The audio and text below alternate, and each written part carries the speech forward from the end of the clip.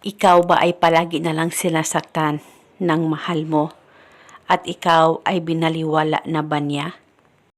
At halos magmamakaawa ka na sa kanya pero ikaw ay baliwala lang talaga niya.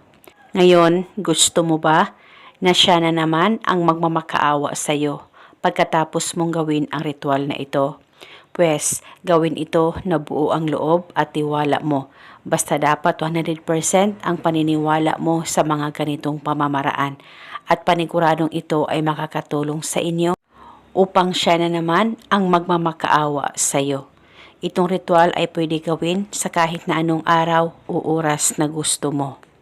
Ang gagawin mo lamang, maghanda ka ng bote na may takip at pagkatapos kumuha ka rin ng papel at panulat at isulat mo ito sa papel. Pangalan at apelido niya ng 7 beses. Dapat alam mo ang tunay na pangalan ng target nang sa ganon mapadali po ang talab nito. At pagkatapos mo nang masulat ang kanyang pangalan at apelido ng 7 beses, ay itupi o i-roll ang papel at ilagay ito sa loob ng bote na inihanda mo. At pagkatapos maglagay ka ng kaunting suka at maglagay ka rin ng asin. At dahan-dahanin nyo lamang po ang paglagay ng asin. Kahit kalahati po sa kutsara na asin ay pwedeng-pwede po.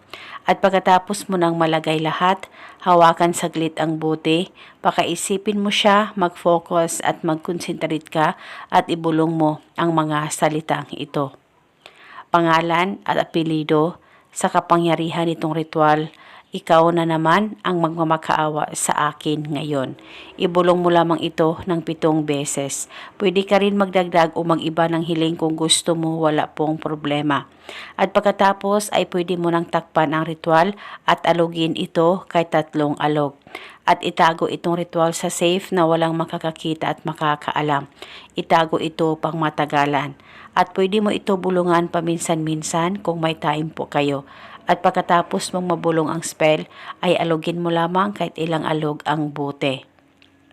At paniguradong siya na naman ang magmamakaawa sa iyo.